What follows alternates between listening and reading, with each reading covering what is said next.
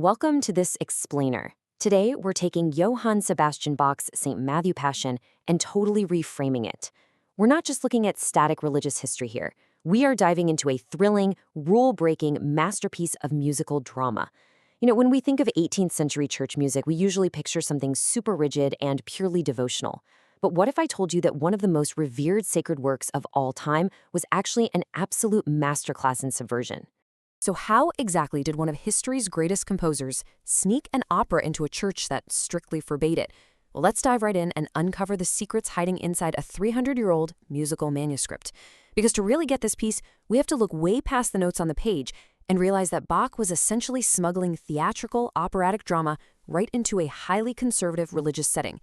And the crazy thing is, the evidence of this artistic rebellion is sitting right there in the historical archives, just waiting for us to read the clues.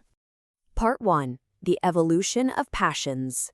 To truly understand Bach's ultimate act of artistic rebellion, we first need to understand how the Passion genre evolved over the centuries. You see, it didn't just pop out of thin air, it transformed pretty dramatically. Let's track how this builds from a single chanting deacon in the 4th century, all the way up to 1712. In the early days, one deacon would literally just chant the entire gospel, shifting their vocal register for different characters. Fast forward to the 15th century, and you've got multiple people and polyphonic choirs representing the crowd. By the 1660s, Heinrich Schütz is writing a cappella passions in German. But the real game changer? That happens right here at the end of the timeline in 1712. A writer named Brockus creates a highly theatrical, opera-like passion oratorio. It didn't just recite the gospel. It added poetry, da capo to arias, and dramatic allegorical figures. It was specifically designed to captivate listeners and make them really feel the drama.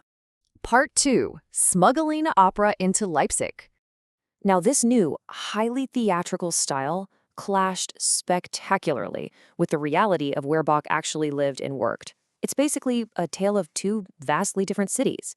On the one hand, you have Hamburg. Hamburg was riding the wave of the Enlightenment. They treated religious oratorios like paid theatrical performances, prioritizing aesthetic pleasure. It was this open-minded, cosmopolitan hub. But on the other hand, you have Leipzig, Bach's home. Leipzig was deeply conservative, heavily rooted in strict Lutheran orthodoxy. They absolutely, unequivocally did not want operatic entertainment polluting their church services.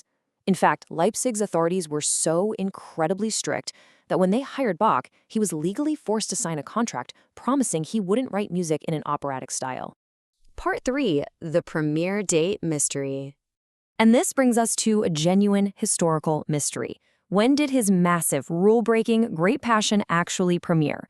We know he wrote it, obviously, but pinning down its birth was a massive puzzle for musical historians. Actually, for over a century, the entire world celebrated the completely wrong premiere date. Because the famous composer Felix Mendelssohn revived the piece in a concert in 1829, everyone just sort of assumed that concert marked the 100th anniversary of the work. So for decades, people mistakenly believed the St. Matthew Passion debuted in 1729. But modern scholars basically played detective and solved this mystery using historical clues found in this calendar of Passion performances. They realized there was a highly prescribed schedule where Good Friday performances alternated between two churches in Leipzig, St. Nicholas and St. Thomas. Now here's the catch. The St. Matthew Passion requires 2 choirs and 2 organs. St. Nicholas Church simply didn't have 2 organs, so it couldn't possibly have been performed there. By cross-referencing these church schedules, composer letters, and those strict alternation rules, scholars definitively proved the true premiere was actually April 11, 1727, at St. Thomas Church. Part 4. Secrets in the Manuscripts. To truly grasp how Bach snuck this drama into the church, we literally have to look at the physical ink he left behind. The manuscripts themselves are just absolute treasure troves of information. A crucial point is right here on this beautiful autographed title page of the 1736 definitive version, which is housed in Berlin. This was meticulously crafted by Bach himself.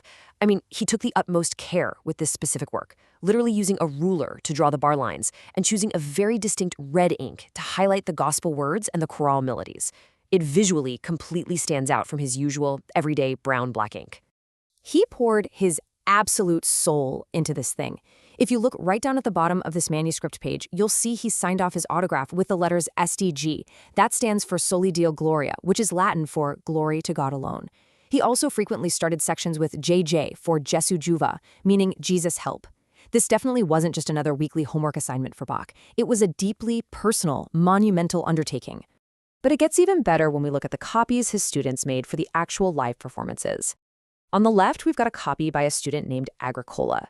You can see he used shortcuts, scribbling col, short for cola parte, instead of writing out all the notes. It just saved time by telling the instrumentalist to double the vocal line. But on the right, we have a copy by Farlow. Farlow painstakingly wrote out every individual note and included vital, highly specific instrument instructions that tell us exactly how this piece was meant to sound in the room. Check out the top left of that detailed Farlow copy. You can see the handwritten instruction, Rook positive sesequaltera. Now, that is not just some boring technical term, it's literally a dramatic stage direction. The Rook positive was a part of the organ located physically behind the organist, totally separate from the main body of the instrument. And the sesequaltera was a specific stop that produced this uniquely brilliant, piercing sound. Bach was deliberately using the spatial and sonic trick to make the melody physically cut right through the massive sound of the double choir. He was literally thinking in 3D audio centuries before the concept even existed.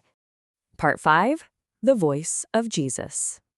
This level of hidden, deliberate storytelling gets so incredibly profound when we analyze how the different characters are accompanied by the instruments. Bach created this sharp, brilliant juxtaposition. For the evangelist, the narrator who drives the plot forward, Bach used recitativo secco. That means the narrator is accompanied only by short, brief, punchy intonations from the boss. It sounds very much like fast, natural speech. But for Jesus, Bach did something entirely different. The voice of Jesus is accompanied by long, sustained notes, and the musicians are explicitly instructed to play at a piano or quiet dynamic. If you look at the bottom staff of this modern score, you can clearly see those long, sustained notes happening whenever Jesus speaks. And what makes this so rebellious is that, according to the strict musical rules of the time, sustaining bass notes in a recitative was considered just flat out wrong. You were supposed to stay silent until the note changed so you didn't clutter up the speech. But Bach, he broke the rules on purpose. By sustaining these soft, glowing string chords, he created this symbolic musical halo around the voice of Jesus.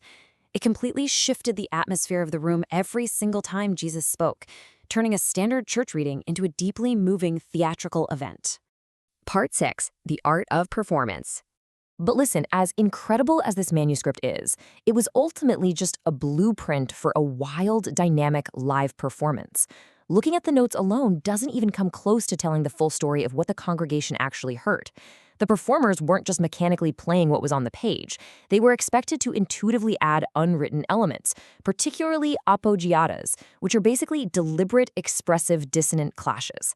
As Bach's student Agricola put it right here, according to the rules of good taste, dissonant notes, in general, are produced more forcefully than consonant ones. Dissonance was viewed as inherently more expressive, so the musicians leaned hard into these musical clashes to really crank up the emotional tension of the story. These unwritten rules were absolutely everything. Singers leaned into the guttural, percussive rhythms of the German language, altering syllable lengths on the fly. They intuitively added those unwritten dissonant clashes, and they used dynamic shifts to punch up the drama. The text wasn't just being sung, it was being acted through the music. The performers were actively shaping a deeply theatrical, emotionally gripping experience right under the nose of Leipzig's conservative authorities who probably thought they were just getting standard, rule-abiding church music.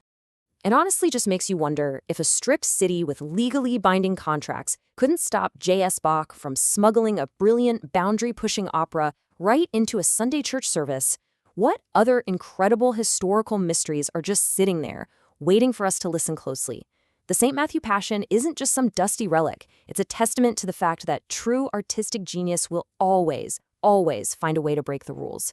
Thanks so much for joining me on this explainer, and hey, keep looking for those hidden stories and the art around you.